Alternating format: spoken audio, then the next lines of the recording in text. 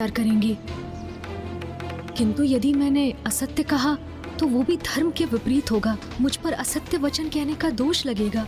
किस विचार में डूबे हो बालक? मेरे प्रश्न का शीघ्र उत्तर दो। कहां है वो मृग? इस प्रकार मेरे समक्ष क्यों स्थित हो गए हो? बताओ वो मृग कहां है? वहां उस दिशा में।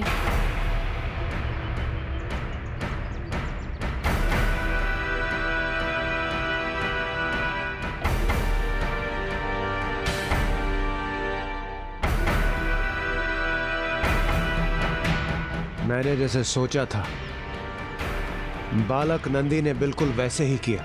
उसने यमराज से असत्य कहा।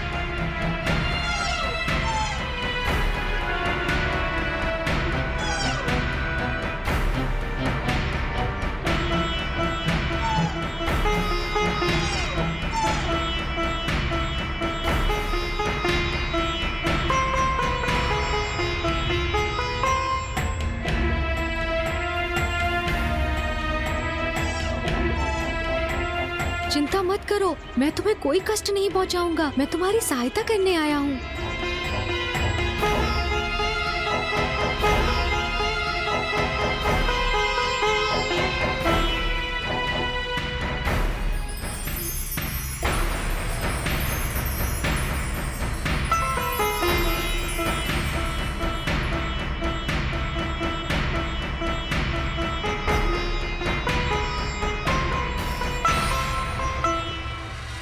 तो तुमने असत्य कहा मुझसे।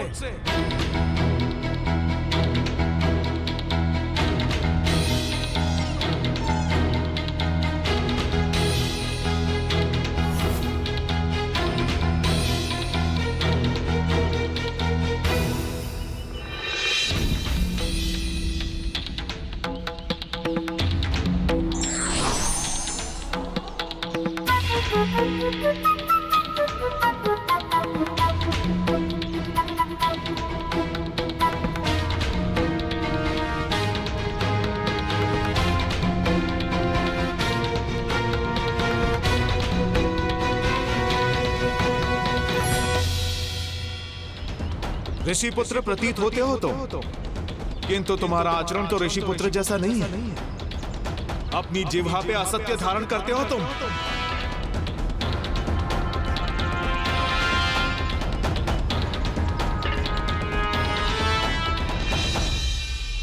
आखेटक, आप हमारे लिए आखेट करने आए थे ना? तो फिर यहां आप इस कोमल बालक पर क्रोधित क्यों हो रहे हैं? आप जिसे कोमल बालक पुकार रहे हैं ना राजन, वो मिथ्या वचन कहने वाला कपटी और अधर्मी बालक है। असत्य तो आप कह रहे हैं आखेटक महोदय। मैंने कोई अधर्म नहीं किया। देखिए देखिए, पुनः असत्य कह रहा है ये बालक। मैं तो आखेट रूपी मृग के पीछे पीछे यहाँ आया था, किंतु इसी ने मुझे भ्रमित कर दिया, दूसरी दिशा में भेज दिया, जबकि ये मृग इसी के साथ यहीं था। बालक, तुम ऋषिपुत्र हो और असत्य कहने से पहले तुमने तनिक भी संकोच नहीं किया। प्रतीत होता है तुम्हारे गुरु ने तुम्हारी शिक्षा में तुम्हें अधर्म का पाठ सिखाया है। किसी निर्दोष जीव की रक्षा के लिए कहा गया असत्य अधर्म नहीं, अपितु धर्म होता है, क्योंकि धर्म कर्म से तो प्राणियों की रक्षा होती है। इसीलिए ऐसा सत्य जिससे किसी प्राणी को हानि पहुंचे, वो भी अधर्म ही है।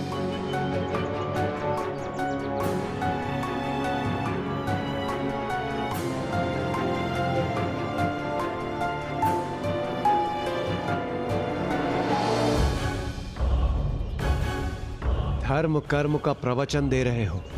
स्वयं को क्या बहुत बड़ा ज्ञानी मानते हो तुम? मैं जो भी हूँ राजन, किंतु मैं आपके समक्ष प्रस्तुत हूँ। आप मुझसे पूछिए कि आप क्या प्रश्न करना चाहते हैं। यदि मैंने उचित उत्तर दिया तो आप में से कोई भी इस मृग को हानि नहीं पहुंचाएगा। इतना दम्भ है तुम्हें अपने ज्ञान पर? उचित है। मुझे तुम्हारी चुनौती स्वीकार है। मुझे मात्र 33 कोटि देवताओं के नाम ही बता दो।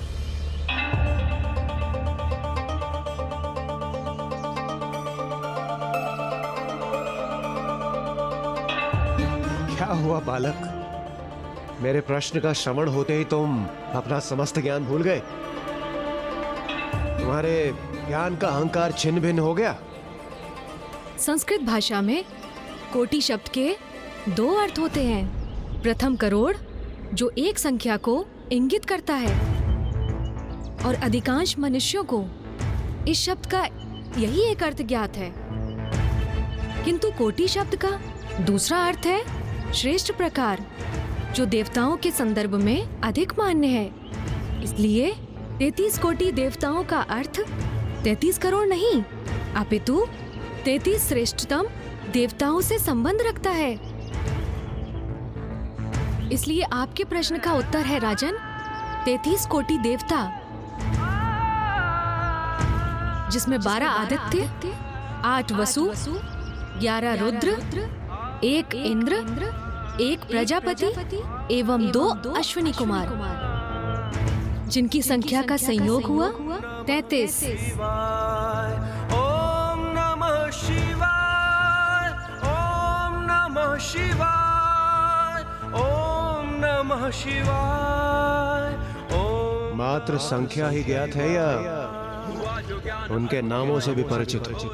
12 आदित्य इस प्रकार हैं: अंशुमान, आर्यमान, इंद्र, त्वष्टा, धातु, पर्जन्य, पूषा, भग, मित्र, वरुण, विवस्वान एवं विष्णु।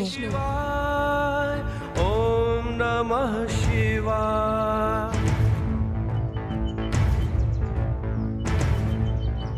मैं आपको 11 रुद्र के नाम भी बताता हूँ: शंभु, पिनाकी, गिरीश, स्थानु, भर्ग, भव, सदाशिव, शिव, हर, शर एवं कपाली।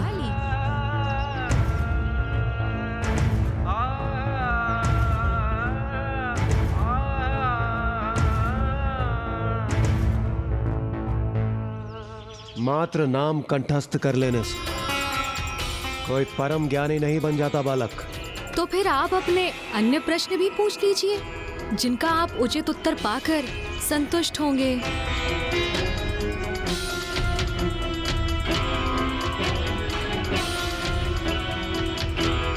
तो ये बताओ, स्त्री और पुरुष के मध्य अधिक श्रेष्ठ कौन है? स्त्री अर्थात माता आदिशक्ति एवं पुरुष अर्थात जगत पिता शिव।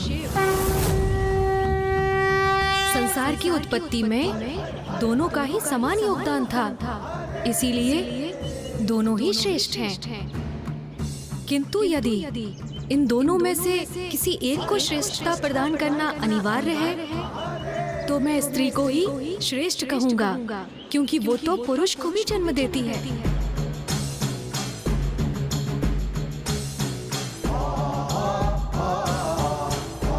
शिशु के रूप में पुरुष को अपने गर्भ में 9 मास धारण करती है, प्रसव की पीड़ा सहती है, इसलिए नारी ही अधिक श्रेष्ठ है। और इसीलिए पति की अर्ध पूजा का फल पत्नी को भी प्राप्त होता है। समस्त देवताओं को माता के गर्भ से ही जन्म लेना होता है।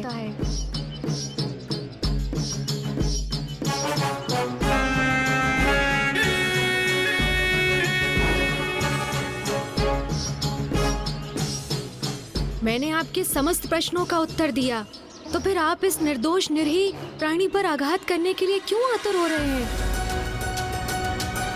मेरा आपसे अनुरोध है, इसे कोई हानि ना पहुंचाइए। आखेटक हूं मैं, और आखेट करना मेरा धर्म है। राजन को मृग प्रदान करने का मैंने वचन दिया था, इसलिए हट जाओ मेरे मार्ग से।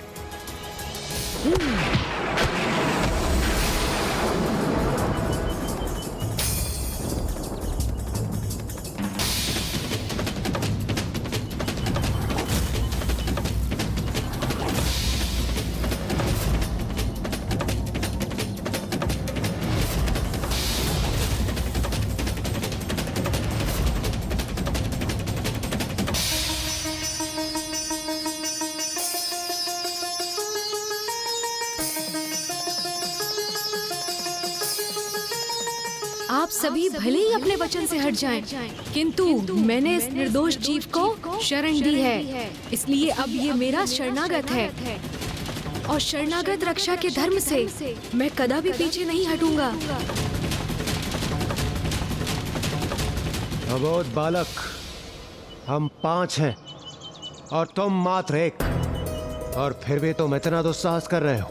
जिसे आप दुस्साहस कह रहे हैं वो तो मेरी धर्मपरायणता है, और ये मेरी चुनौती है कि मैं आप सभी की संयुक्त शक्ति के समक्ष अडिग रहकर धर्म का पालन करूंगा।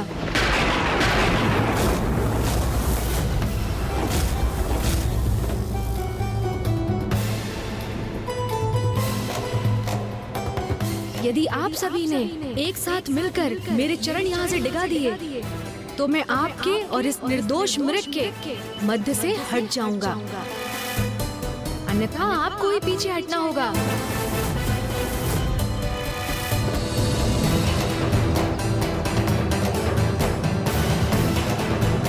कहीं देवताओं को चुनौती देकर नंदी ने कोई भूल तो नहीं कर दी?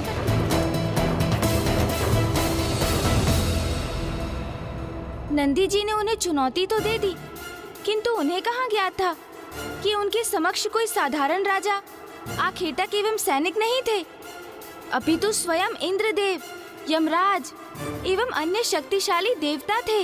उनकी संयुक्त शक्ति का सामना कैसे किया नंदी जी ने? ये संघर्ष तो संकट का रूप धारण कर घोर अनिष्ट का कारण बन सकता था, किंतु बालक नंदी के लिए नहीं, अपितु उन देवताओं के लिए।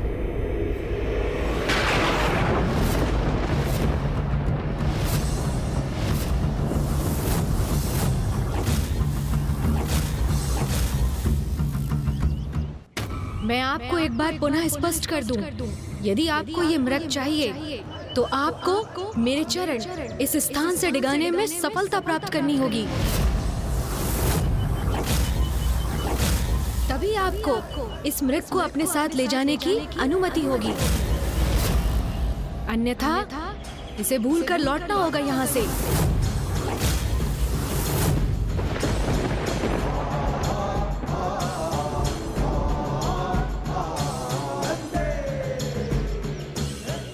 नन्हे से प्राण किंतु वचन कितने महान।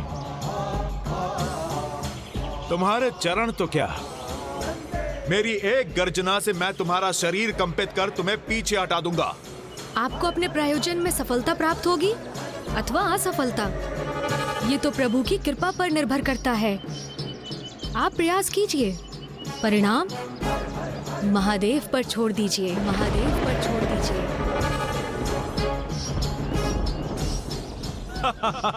मेरे समक्ष तो महायोद्धा भी भयभीत हो जाते हैं, तुम तो एक नीरे बालक हो।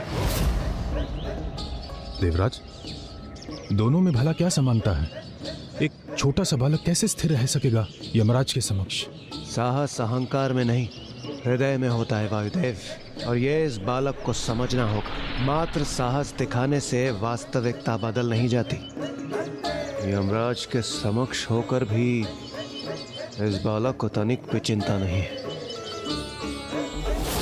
अद्भुत है नंदी का साहस, किंतु ये साहस कहीं नंदी के लिए संकट ना उत्पन्न कर दे, क्योंकि देवता उसे पराजित करने का पूर्ण प्रयास करेंगे और उनकी संयुक्त शक्ति का सामना करना कहीं नन्हे नंदी के लिए अत्यंत अहित करना सिद्ध हो जाए। कठोर परीक्षा के उपरांत ही मनुष्य का उत्तम चरित्र उजागर होता है, और प्रभु भोलेनाथ के प्रति नंदी की एकाग्रता ने पूर्व में ही प्रमाणित कर दिया है कि वो महादेव का परम भक्त है। और इस परीक्षा के उपरांत ये भी ज्ञात हो जाएगा कि बालक नंदी महादेव का सखा, उनका वाहन बनने योग्य है अथवा नहीं।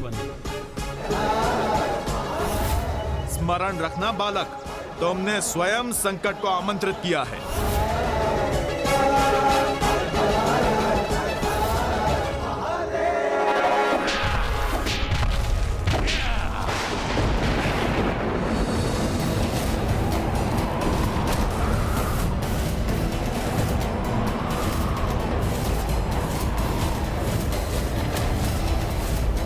आश्चर्य, मेरी गर्जना से उत्पन्न शक्ति प्रवाह से मैं इस बालक को इसके स्थान से तनिक भी नहीं डिगा सका,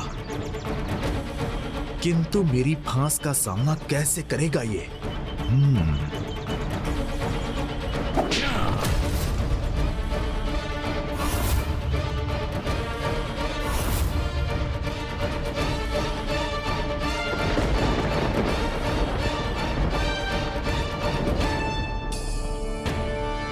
जैसे ही यमराज अपना फांस खींचेंगे उसी क्षण ये बालक नीचे गिरेगा। यमराज की फांस इसे अवश्य पराजित करेगी। एक निरीह बालक की इतनी कठोर परीक्षा, क्या ये उचित है देवराज? किंतु इसकी कठिन परीक्षा लेने पर ही हमें ये ज्ञात होगा ये महादेव के सखा एवं वाहन बनने योग्य हैं अथवा नहीं।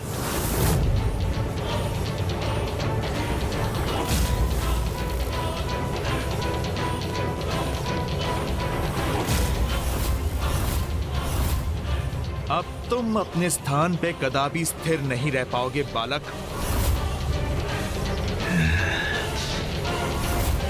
ओम नमः शिवाय।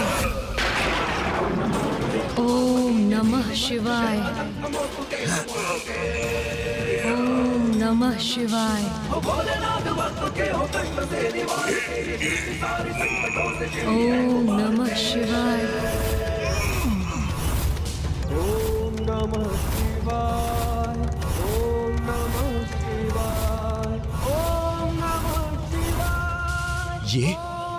ये कैसे संभव है? ओम नमः शिवाय। यमराज उसे खींचकर उसे गिरा भी नहीं सके, अपनी शक्ति से उसे क्षति भी नहीं पहुंचा सके। वो देवी पार्वती, जगत पिता की लीला अद्भुत है, अनूठी है। उनके अनुसार जो भी होता है उचित होता है। और अभी नंदी की परीक्षा संपन्न नहीं हुई है। ओम नमः शिवाय।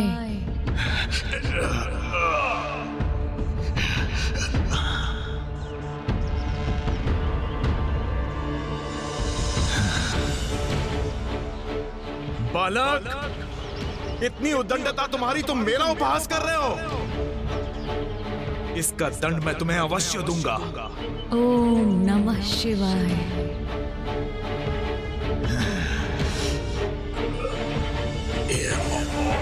ओम नमः शिवाय।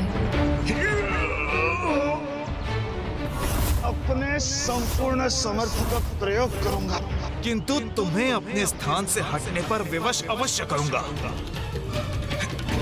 ओम नमः शिवाय।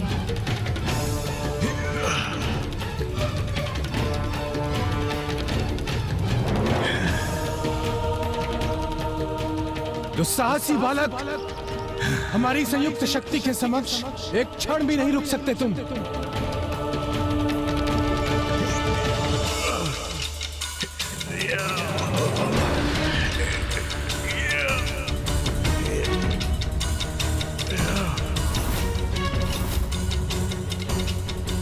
महादेव, शिव शंकर शंभु।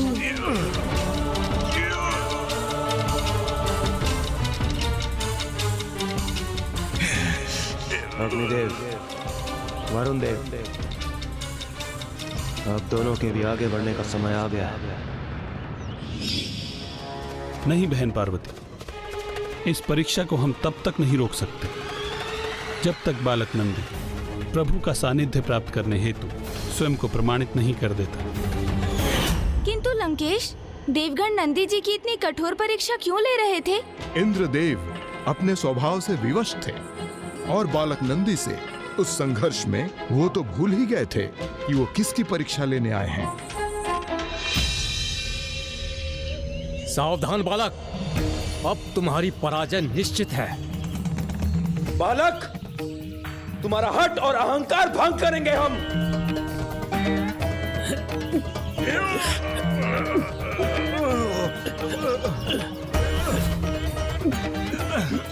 अब इनकी संयुक्त शक्ति इस बालक को अवश्य प्रभावित करेगी।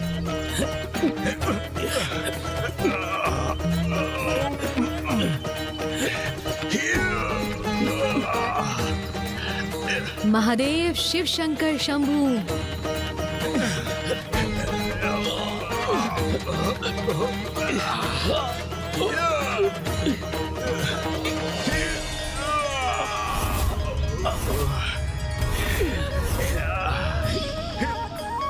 अब तो मुझे पूर्ण विश्वास होने लगा है कि नंदी स्वामी का सखा और वाहन बनने की योग्यता प्राप्त कर चुका है। श्री हरि नारायण की ये मंद मुस्कान क्या संकेत दे रही है?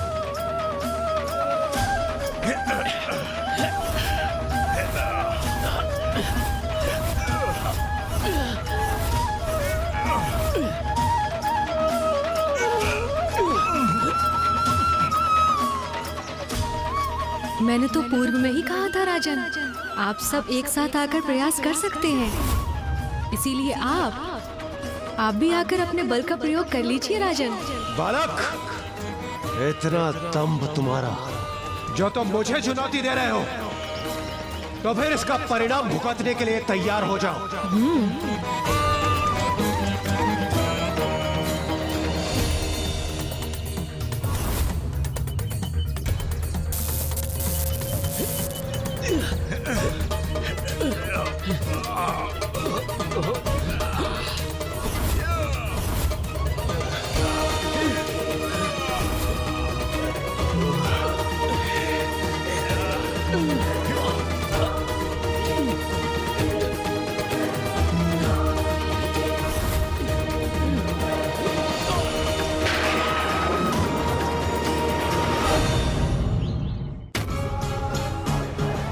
रस्सी छोड़कर आप अपने हाथों से भी प्रयास कर लीजिए।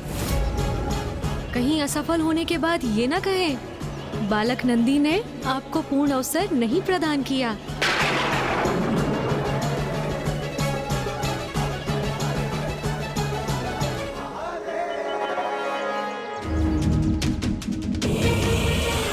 यही चाहते हो ना तुम बालक? तो ऐसा ही होगा। तुम्हारी पराजय निश्चित होगी और वो मृग जिसकी तुम रक्षा कर रहे हो, उस पर भी हमारा अधिकार होगा।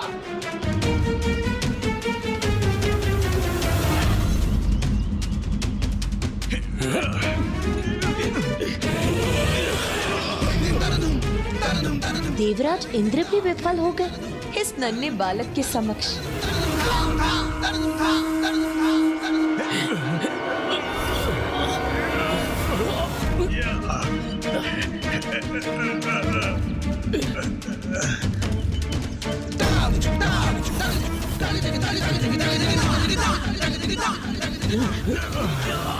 महादेव शिव शंकर शंभू, महादेव शिव शंकर शंभू।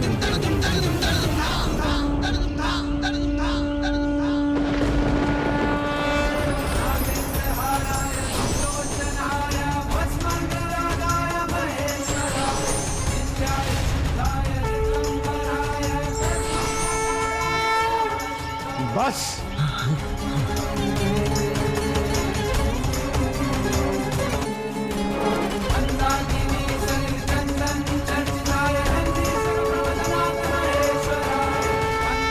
प्रणाम महादेव।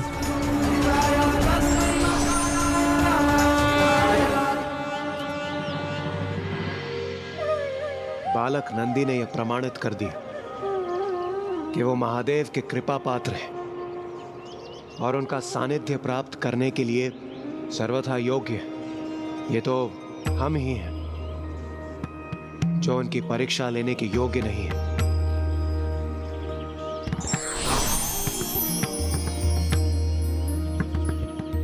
यदि मैं आपको पहचानने में कोई त्रुटि नहीं कर रहा हूँ तो आप इंद्रदेव हैं ना? आप सभी को मेरा सादर प्रणाम। हे अति बलशाली बालक नंदी, आपसे हमें पहचानने में कोई त्रुटि नहीं हुई।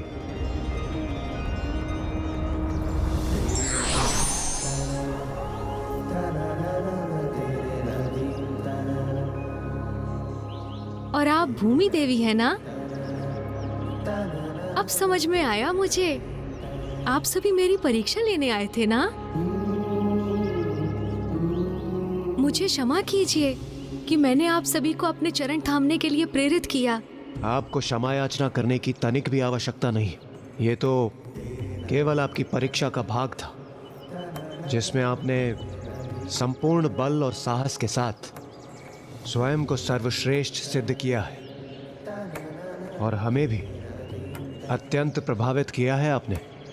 आप सर्वथा महान हैं नंदी जी, और ये आपकी धर्म शक्ति का ही प्रभाव है कि हमारे समस्त प्रयासों के उपरांत भी आप अपने स्थान पर अडिग रहे। सत्य है, आप श्रेष्ठ धर्मज्ञ हैं, धर्म के ही अवतार हैं। हम आपको आशीर्वाद देते हैं। आज से आप धर्मज्ञ नंदी के नाम से विख्यात होंगे। नंदी के नाम से विख्यात होंगे। नंदी के नाम से धर्मज्ञ नंदी के नाम से विख्यात होंगे। धर्मज्ञ नंदी के नाम से विख्यात होंगे।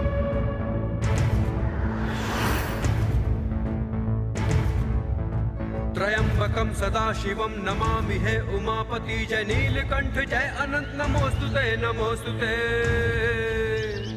मैं आपका आशीर्वाद स्वीकार करता हूँ देवगण, किंतु मुझे तो एक ही आशीष की आस है कि मैं अपने प्रभु महादेव के दर्शन कर उनसे भेंट कर सकूं। ओम नमः शिवाय, ओम नमः शिवाय, ओम नमः शिवाय। भ्राता श्री हरि नारायण, अब मुझे पूर्ण विश्वास हो गया है कि अब नंदी अपनी पूर्ण योग्यता प्राप्त कर चुका है। इसीलिए अब महादेव से उसकी भेंट कराने हेतु हमें उसका उचित मार्गदर्शन करना होगा। आप उचित कह रही हैं देवी। नंदी ने अपनी प्रथम परीक्षा में अपने ज्ञान का अद्भुत परिचय देकर यह सिद्ध किया है कि वो महादेव से भेंट करने योग्य हो गया है, और अपनी द्वितीय परीक्षा में अपने अपार बल का प्रदर्शन कर यह सिद्ध किया है कि वो महादेव का वाहन बनने योग्य भी है। किंतु अभी ये देखना शेष है कि वो महादेव का सखा बनने योग्य है अथवा नहीं। उसके लिए उसे भोलेनाथ को उनके वैराग्य से बाहर निकालना होगा।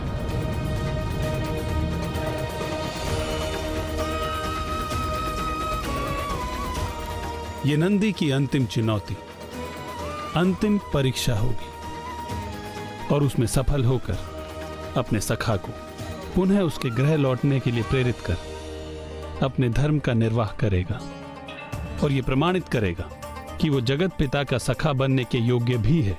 किंतु ऐसा कैसे कर सकेगा वो? आप चिंता न कीजिए देवी, स्वयं देवराज इंद्र उनका मार्गदर्शन कर उन्हें उचित पथ पर लाएंगे। ओम नमः शिवाय, ओम नमः शिवाय। और इस प्रकार इंद्रदेव के मार्गदर्शन पर नंदी उस घोर तपस्या में लीन हो गए, जिसका उद्देश्य उनकी अंतिम परीक्षा के रूप में महादेव को उनके वैराग्य से बाहर लेकर आना था। जो ज्ञान अल्प आयु घोर तप किया, अमरता का था पाया वर, शिव जी जो प्रसन्न हुए। ओम नमः शिवाय, ओम नमः शिवाय। करने का तो एक ही उपाय है, प्रभु महादेव की तपस्या, क्योंकि तप करने से ही प्रभु महादेव के साथ सीधा संपर्क स्थापित होता है ना लंकेश? हाँ, नंदी जी ने तो मात्र अपने पिता से एक अनुमति प्राप्त कर वही वन में आम वृक्षों एवं बेल पत्रों के मध्य प्रभु के मंत्रों का जाप कर अपनी तपस्या आरंभ की। ओम त्र्यंबकं यजामहे सुगंधिं पुष्टिवर्धनं नमः शिवाय उर्वारुकमिव बन्धनान् मृत्युर्मुक्षीयमामृता। ओम नमः शिवाय त्र्यंबकं यजामहे नमः शिवाय सुगंधिं पुष्टिवर्धनं नमः उर्वारुकमिव बन्धनान् मृत्युर्मुक्षीयमामृता। पुत्र नंदी, मेरी तो यही कामना है कि तुम अपने तप से इतनी शक्ति प्राप्त करो कि स्वामी अपने वैराग्य से बाहर आकर कैलाश लौट आए और कैलाश की उदासी दूर हो जाए। ओम नमः शिवाय, ओम नमः शिवाय, ओम नमः शिवाय।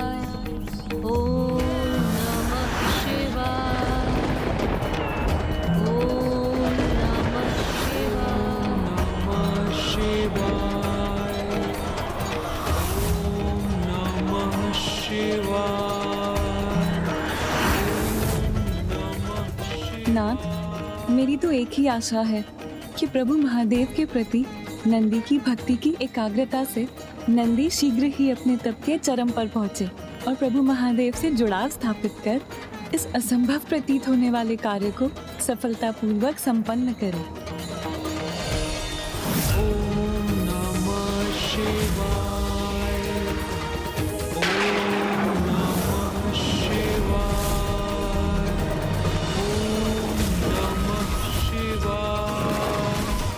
ओम नमः शिवाय। ओम नमः शिवाय।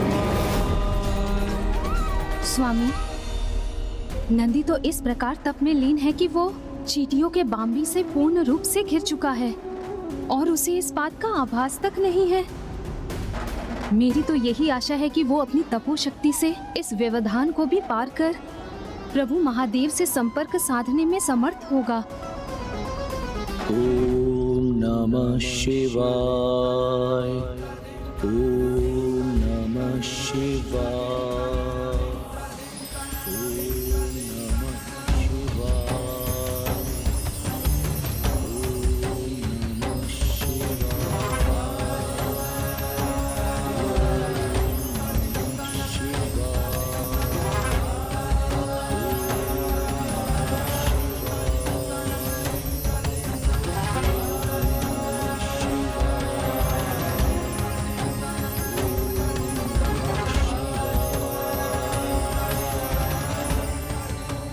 नंदी अपनी तपोशक्ति से प्रभु को शीघ्र प्रसन्न और प्रभावित कर उन्हें उनके वैराग्य से बाहर ला सके, यही कामना है मेरी।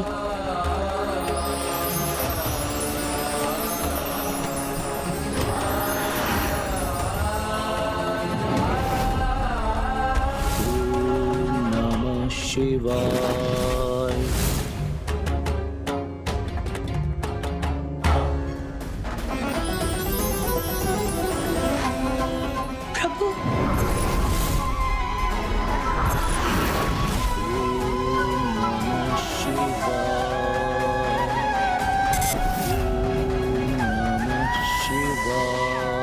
नंदी ने तो अपनी एकाग्रता से अपनी तपोशक्ति प्रभु तक पहुंचा दी है, फिर प्रभु के मनोभाव में कोई परिवर्तन क्यों नहीं आ रहा? वो अपने वैराग्य से बाहर क्यों नहीं आ रहे? ओम नमः शिवाय। ओम नमः शिवाय। नाथ, मुझे बताने की कृपा करें कि जब नंदी की इतनी अनुपम भक्ति है कि उसकी तपोशक्ति बाम्बी रूपी बाधा को भी पार कर महादेव तक पहुंच गई, तो फिर अब उसकी भक्ति में ऐसा क्या शेष रह गया है कि अभी भी महादेव पर उसका कोई प्रभाव नहीं है? ओम नमः शिवाय। ओम नमः शिवाय। ओम नमः शिवाय। ओम नमः शिवाय। ओम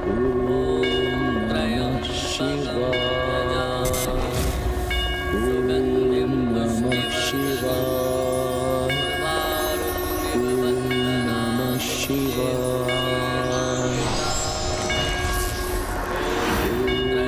नमः शिवाय।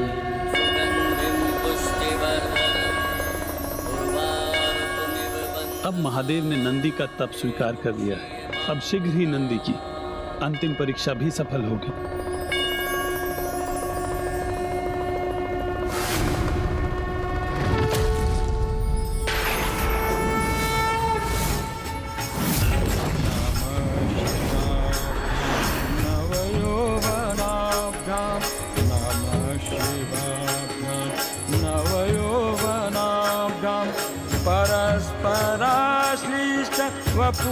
वपुधराभ्यां नगेन्द्रकन्या वृषकेतनाभ्यां नगेन्द्रकन्या वृषकेतनाभ्यां नमो नमः।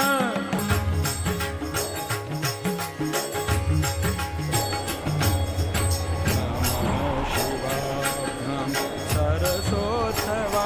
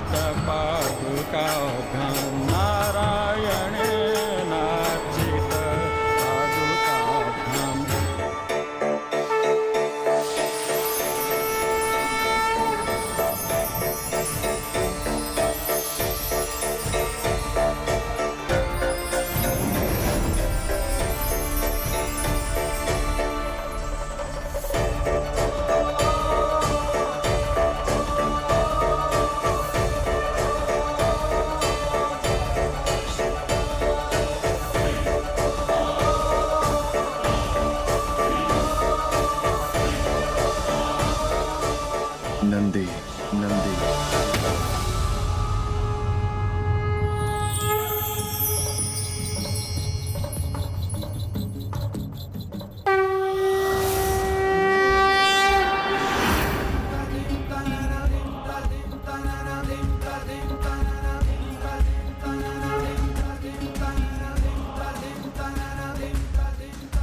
प्रभु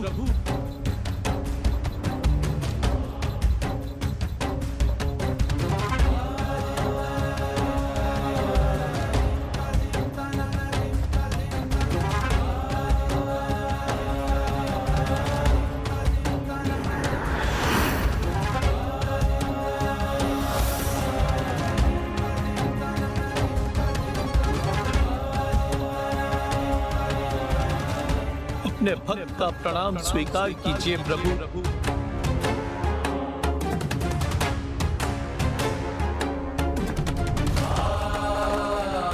कल्याण हो कल्याण हो।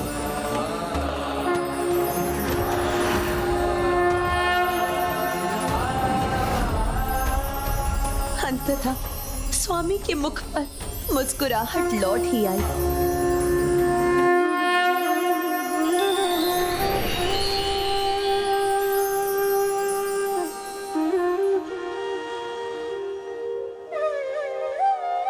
मेरे प्रभु को उनके सखा का सानिध्य प्राप्त हो ही गया। नंदी मेरे सखा, चलो चलो, मैं तुम्हें अपने साथ ले जाने आया। मैं तुम्हें अपने साथ ले जाने आया। मैं तुम्हें अपने साथ ले जाने आया।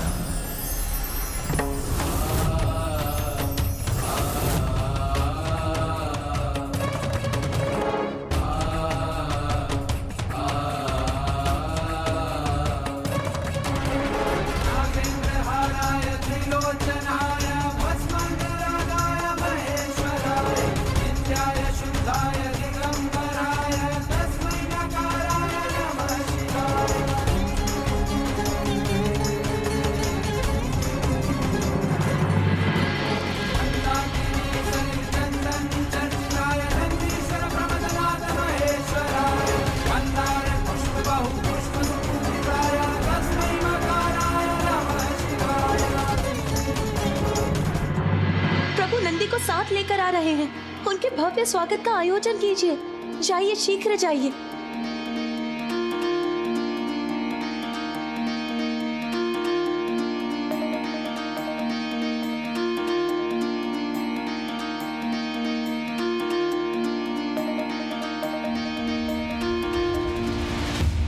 महादेव स्वयं नंदी का हाथ पकड़कर कैलाश की ओर ला रहे हैं। एक भक्त के लिए भला इससे बड़ा और क्या वरदान हो सकता है। अपनी भक्ति की एकाग्रता से महादेव के साथ संपर्क बनाकर वो उन्हें उनके वैराग्य से बाहर ले आए। नंदी ऐसा अनूठा वरदान प्राप्त करने के लिए अपनी योग्यता को पूर्व में ही प्रमाणित कर चुका था। ऐसे ही एक परम भक्त की प्रतीक्षा थी महादेव को। वहां प्रभु की प्रतीक्षा समाप्त हुई और यहाँ मेरी और कैलाश की, क्योंकि एक दूसरे के बिना तो हम अधूरे हैं।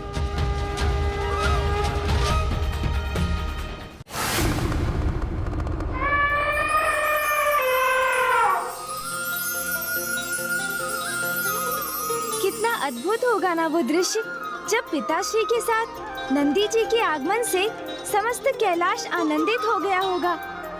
इतना विशाल हृदय है मेरे प्रभु शिव शंकर शंभु भोलेनाथ का। इतना साधारण तपस्या के परिणाम स्वरूप इतना महान वरदान प्रदान किया, और यही नहीं, निरंतर नंदी पर अपनी कृपा वर्षा करते रहे। बाम्बी से निकलकर वहां पहुंचे नंदी का अभिषेक उन्होंने पंचनद को उत्पन्न कर करवाया। सखा नंदी, कैलाश में तुम्हारा स्वागत असाधारण अभिषेक से होगा, जिसके लिए पंचनद अर्थात पंच नदियां स्वयं उत्पन्न होकर करेंगी। इन पंच नदियों के नाम हैं चतोदका नदी, तिस्त्रोता नदी, वृषध्वनि नदी, स्वर्णोदका नदी एवं जम्बू नदी,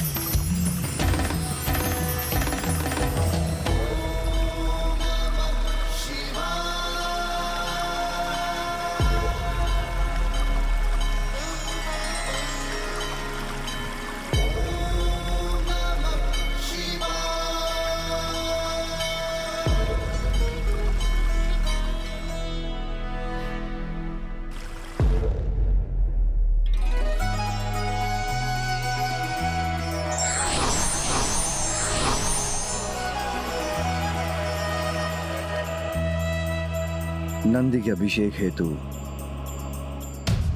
जो 5 नदियां उत्पन्न हुई हैं, भविष्य में जो भी उनके पावन जल में स्नान कर भक्ति भाव से नंदी की स्तुति करेगा, वो सभी पापों से मुक्त हो जाएगा। और जिस प्रकार नंदी के कैलाश में आगमन से आनंद तरंग उत्पन्न हुई है, उसी प्रकार इन नदियों की पावन जलधारा से सूखी बंजर भूमि को अपने जल से सींचकर सभी को आनंदित करेगी। नंदी, मैं तुम्हें अभी और वरदान प्रदान करने का इच्छुक हूं। आज से तुम समस्त शिव गणों के अध्यक्ष होंगे। एक और वरदान देता हूं तुम्हें। मरुत की पुत्री सुयाशा से तुम्हारा विवाह होगा। और ये तृतीय वरदान है जो मैं तुम्हें प्रदान करता हूं। अब तुम जीवन मृत्यु के चक्र से मुक्त होकर सदा कैलाश में ही निवास करोगे और तुम्हारे समस्त पितरों के साथ तुम्हारे पिता को भी कैलाश में स्थान प्राप्त होगा। और तुम मेरे स्वामी जगत पिता महादेव को उनके वैराग्य से बाहर लेकर आए। तुम उनके सहायक बने। उनके साथ तुमने एक पिता पुत्र का संबंध स्थापित किया। इसीलिए आज से तुम मेरे लिए एक पुत्र के समान प्रिय रहोगे। पिताश्री और माँ का इतना अपार स्नेह पाकर उनसे इतने वरदान प्राप्त कर तो नंदी जी कृतार्थ हो गए होंगे लंकेश। उनके आनंद की तो कोई सीमा ही नहीं रही होगी। हाँ, फिर भी उन्होंने प्रभु से और वरदान प्राप्त करने की इच्छा व्यक्त की, तनिक भी संकोच नहीं किया।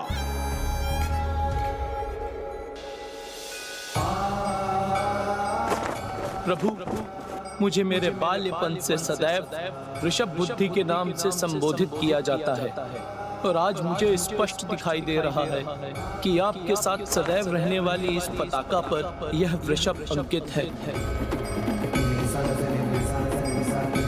महादेव की इस पताका पर अंकित ये वृषभ का चिन्ह धर्म का प्रतीक है। तो प्रभु, आपकी इस पताका पर सदैव स्थित रहने वाले वृषभ के समान मेरी भी यही इच्छा है कि मैं सदैव आपके साथ रहूं। प्रभु, आपने मुझे महानतम वरदान प्रदान किए हैं, किंतु मुझे एक वरदान और दीजिए कि मैं सदा आपका वो सखा बना रहूं जो सदैव आपके साथ रहे, जिसके साथ आप अपने विचार बांट सके।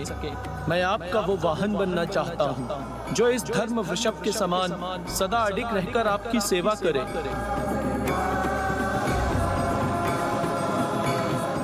मैं आपका वो भक्त बनना चाहता हूँ जो सदैव आपकी भक्ति हेतु आपके समक्ष प्रस्तुत रहे।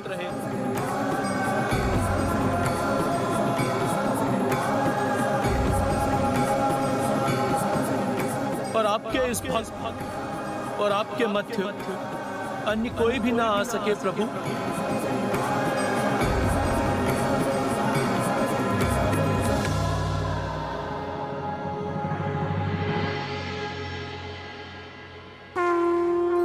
तथास्तु नंदेश्वर, तथास्तु नंदेश्वर, तथास्तु नंदेश्वर।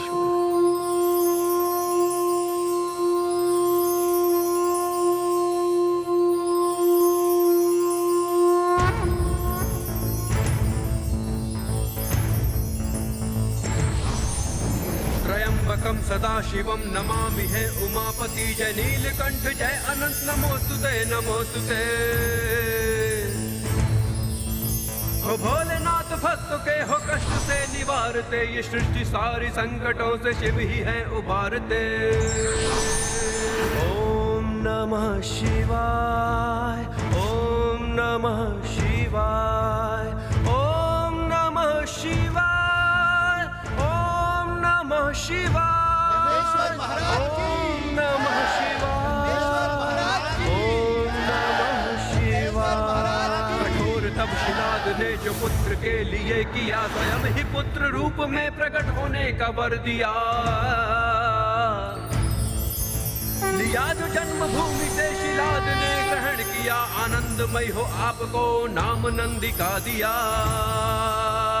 ओम नमः शिवाय, ओम नमः शिवाय, ओम नमः शिवाय, ओम नमः शिवाय, ओम नमः शिवाय, ओम नमः शिवाय। हुआ जो ज्ञान अल्प आयु का तो घोर तप किया, अमरता का था पाया वर शिव जी जो प्रसन्न हुए।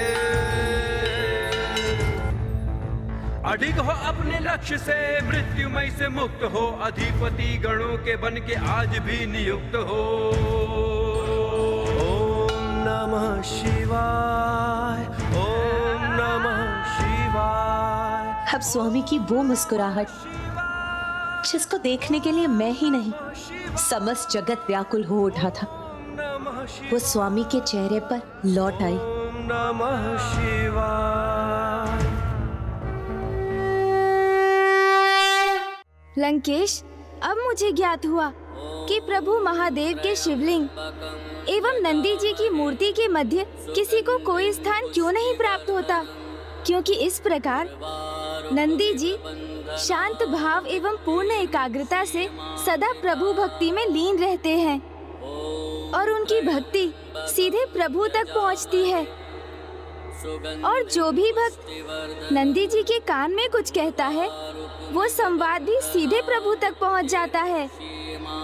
उन्होंने सिद्ध कर दिया कि भक्ति की एकाग्रता से यदि भक्त के नेत्रों में मात्र उसके प्रभु की छवि हो और उसके मन में अपने लक्ष्य पर पहुंचने की प्रतिबद्धता हो, तो कुछ भी प्रभु पद भी असाध्य नहीं।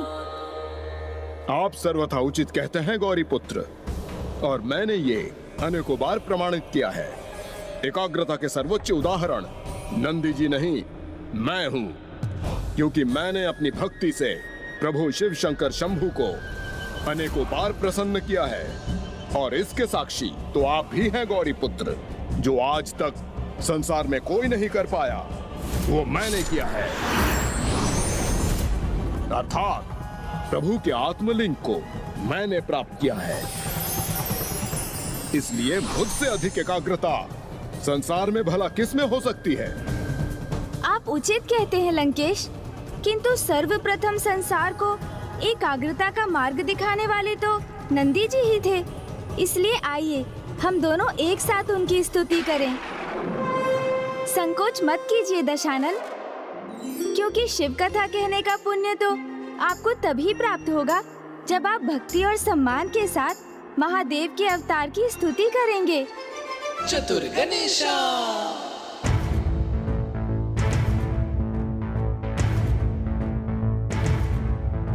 त्रयंबकम सदाशिवम नमामि है उमापति जय नीलकंठ जय अनंत नमोस्तुते नमोस्तुते।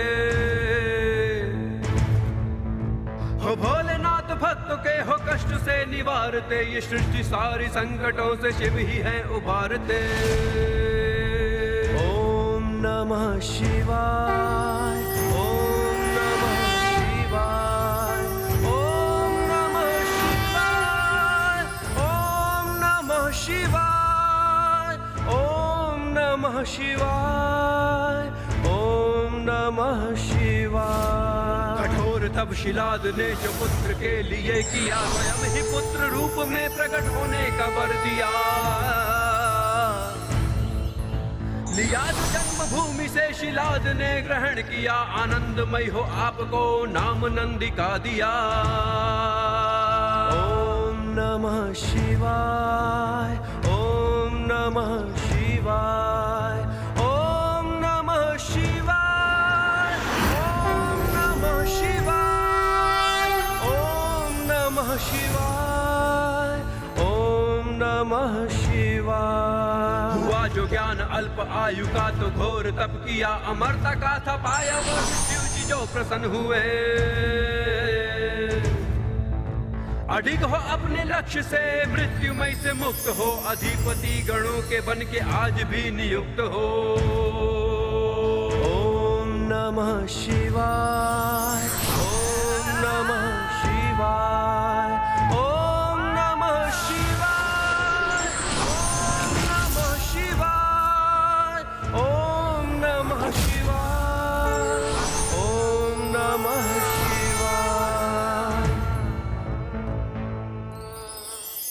प्रणाम नंदेश्वर जी, हमें अपने भव्य दर्शन प्रदान करने के लिए आपको कोटि कोटि धन्यवाद।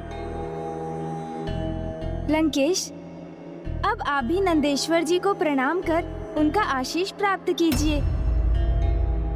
जिस प्रकार अपने आशीर्वाद से इन्होंने सूखी तप्त भूमि की प्यास बुझाई है, उसी प्रकार वो आप पर भी अपनी कृपा की वर्षा करेंगे।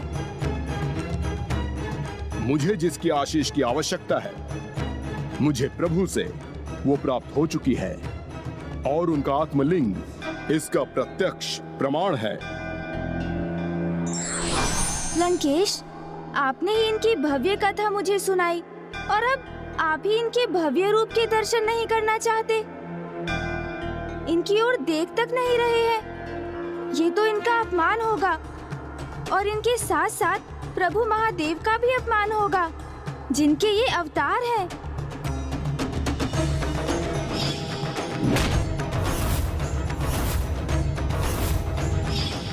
यदि मैं इन्हें देखूंगा तो मेरी हंसी उत्पन्न होगी,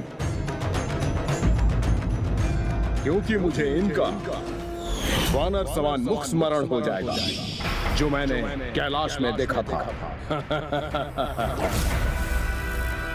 ये क्या किसी वानर के समान उछल उछल कर एक स्थान से दूसरे स्थान पर चिल्लाए फेंक रहे हो? बहुत हुई तुम्हारी ये क्रीड़ा, बहुत उछल लिए एक वानर के समान। लंकेश, ये तुम नहीं, तुम्हारा अहंकार बोल रहा है, जिसके वश में आकर तुम मेरा अपमान कर रहे हो। दशानन, आप स्वयं अपने आराध्य के अवतार नंदेश्वर महाराज का अपमान क्यों कर रहे हैं? ये आपका भ्रम है गौरी पुत्र कि नंदेश्वर प्रभु के अवतार हैं, इसलिए ये स्वयं भी ईश्वर समान ही हैं। भोलेनाथ हैं मेरे प्रभु महादेव शिव शंकर शंभु। उनके भोलेपन का लाभ उठाकर आपने ये उपाधि प्राप्त की है।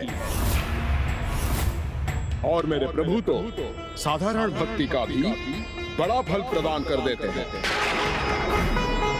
चंद्रदेव की पूजा से प्रसन्न होकर उन्होंने उनका उद्धार करने हेतु चंद्रदेव को अपने शीश पर धारण कर लिया। भागीरथ से प्रसन्न होकर उन्होंने देवी गंगा को अपने जटाओं में स्थान दिया। और प्रभु तो किसी पर भी अपनी कृपा करने से नहीं रुकते, जिसका उदाहरण आपके समक्ष है। प्रतीत होता है जैसे तुम स्वयं अपने उदाहरण का उल्लेख कर रहे हो, क्योंकि भोलेनाथ का लाभ तो तुमने उठाया है। उनसे उनके आत्मलिंग को प्राप्त कर। अपनी योग्यता से प्राप्त किया है मैंने प्रभु के आत्मलिंग को, और अब इन्हें लंका ले जाकर ही स्थापित करूंगा मैं। शिवधाम का अर्थ ही परिवर्तित हो जाएगा, क्योंकि प्रभु शिव शंकर शंभु कैलाश का त्याग कर लंका में निवास करेंगे। तब आप वहीं उनके द्वारपाल बने रहना नंदेश्वर जी।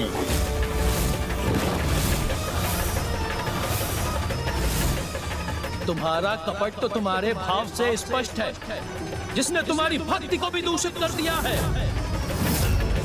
जिस उद्दंडता के साथ तुम महादेव के आत्मलिंग को लंका ले जाने का प्रयास कर रहे हो, क्या तुम उसमें कभी सफल हो पाओगे?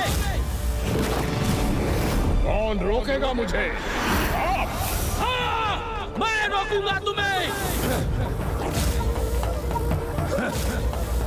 कदाचित तुम्हें स्मरण नहीं है लंकेश, समस्त देवता अपनी सामूहिक शक्ति का प्रयोग करके भी मुझे मेरे स्थान से हटाने में असमर्थ थे।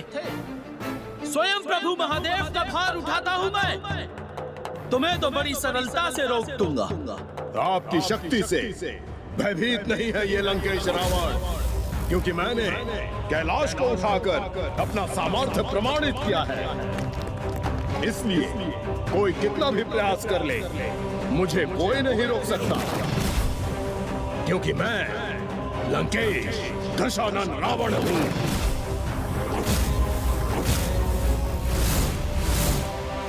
लंकेश! लंकेश!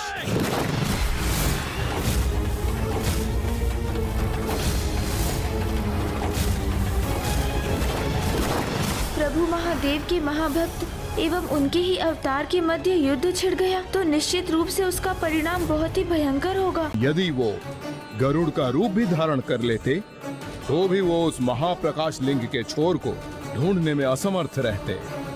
कदाचित फूफा जी ब्रह्मदेव के लिए भी यही सत्य होगा।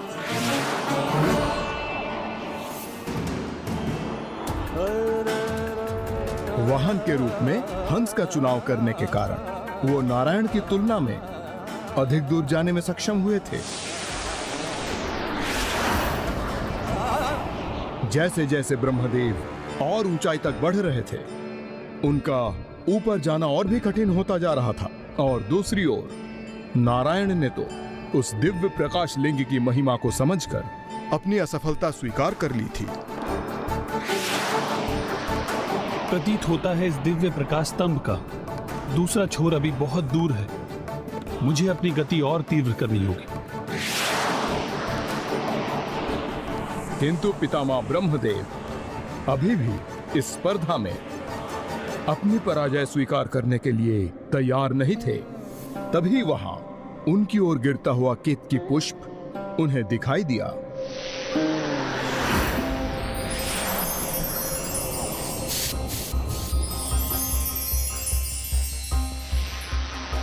प्रतीत होता है कि इस प्रकाश स्तंभ का कोई अंतिम छोर नहीं है, किंतु यदि ये पुष्प भी साक्ष्य प्रस्तुत करे कि मैं ऊंचाई वाले छोर तक पहुंच चुका हूं, तो इस स्पर्धा में मेरी विजय प्रमाणित होगी।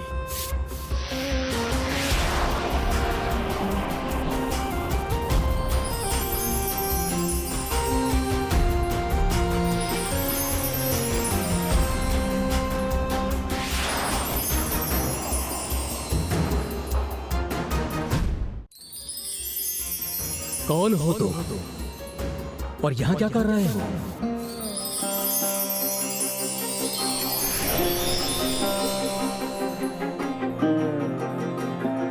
मैं केतकी